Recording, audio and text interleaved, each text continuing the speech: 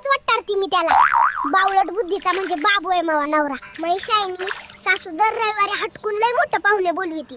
म्हणजे मी दिवसभर काम कराव आणि त्यांच्या खाण्यापिण्याचंच बघावं 10-10 वेळा.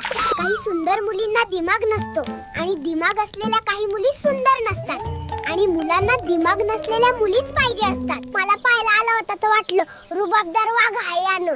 लग्नानंतर पाहते तर काय दात काढून घेतलेला वाघ काय कामाचा. फटफटीवर जाताना माझ्या नवऱ्याला धोतरात मुंगळात डसला आणि नेऊन आपटिली ना त्यानं फटफटी त्या नाल्यात. डोसकच फुटलं. मग मैत्रिणींनो, तुमचा पण नवरा माझ्या नवऱ्यासारखा जेवताना असं गुळूक पुचूक आवाज करत जेवतो का?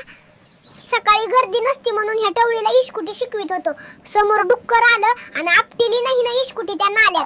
टाळकच फुटलं तिचं. माझ्या जावाचं पोरग एक नंबरचा हागर आहे. शायनी दिवसभर मोबाईल होती आणि तिच्या पोराच्या हागऱ्या चड्ड्या मला धुवायला लावी ती. सुरुवातीला नवीन असताना ह्यो मोकाट सांड होता. मग मी त्याला सुधरवलं आणि बैल बनवलं.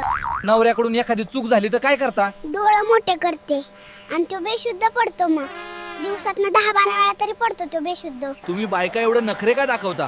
माय बाई, नखरे दाखवायसाठीच असतात की टवळ्या. तू काय विचारतोस? सासूबाई, तुमच्या मुलीच्या डोक्यात मेंदू नावाचा प्रकारच नाही. जावई बाबू, तुम्ही फक्त चहात मागितला होता. मेंदू बद्दल काही बोलणं झालंच नव्हतं. ओ बाबूराव, वाईनचं हेल्मेट कुठे आहे? हे बघा मामा, घातलं किती न. ऐ सुनबाई, चटणी लईच बारीक केली तू. हाव ना सासूबाई, तुमच्या पोराचं थोबाड आटून चांगली कुठली तिला. सुंदर पोरींकडे नजर गेली नाही तर त्याच्या सौंदर्याचा अपमान होईल म्हणून पाहतो आम्ही त्याच्याकडे. पण लोक आम्हालाच नाव ठेवतात. सांगा आता. तुम्हाला सांगते, मवा नवरा एक नंबरचा नखरेल घोडा आहे. दुसऱ्या लोकांशी बोलताना लय गुलगुल हसून बोलितो आणि माझ्याशी बोलताना सडकं तोंड करीतो. माय बाई, दुसऱ्या देशात तर साधं शिंकिलं तरी सॉरी बोलतेत आणि आपल्या देशात जोरदार ढुरढुडून पाडलं तर नाव दुसऱ्यावर घालतेत. ही बायको नवऱ्याला छळत नाही, तिला संसारातलं काय बी कळत नाही. ठोका लाईक बटन आता. बायको आजारी पडली तर तिला दवाखान्याच्या ऐवजी साड्यांच्या दुकानात न्यावं, लवकर गुण येईल. आणि जर ताबडतोब गुण पाहिजे असेल तर सोनाराच्या दुकानात न्यावं. आम्ही मुली भोळ्या नसतो. आम्हाला चांगलं माहित राहतं की कोणाला दादा म्हणायचं, कोणाला तू आणि कोणाला तुम्ही. गावलं का? मित्रांनो, चुकतो तो माणूस, चूक सुधारितो तो देव माणूस आणि जो कधीच चुकत नाही तो बायकोच्या माहेरचा माणूस. बरोबर ना? मित्रांनो ऐका, लोक लई बोलतील असं कर तसं कर, पण तुम्ही येड्यावानीच करायचं बरं का.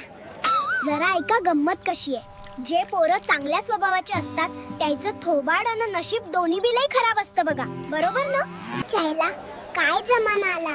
ज्या वयात आमचे दात तुटायचे त्या वयात आजकालच्या पोरी पोरांचे हृदय तुटत आहेत. सांगा बाबा, जीवनात माणसाकडे काय काय असावं? अरे पोरा, माणसाकडे सगळं काय असावं पण चड्डीत मुंगी नसावी कधीच. त्या देवाला वाटतं की आम्ही दोघं काहीतरी करून दाखवू आयुष्यात आणि आम्हाला वाटतं की देव काहीतरी करीन आमच्यासाठी, पण आम्ही तिघही काहीच करून नाही राहिलो. अरे मित्रांनो, माझ्या बायकोच्या इस्कुटीचे ब्रेक खराब झाले होते, आत्ताच नवीन घेतले विकत. हे पा, आता हे बराच काळ टिकतील. काही लोकांची इतकी जळजळ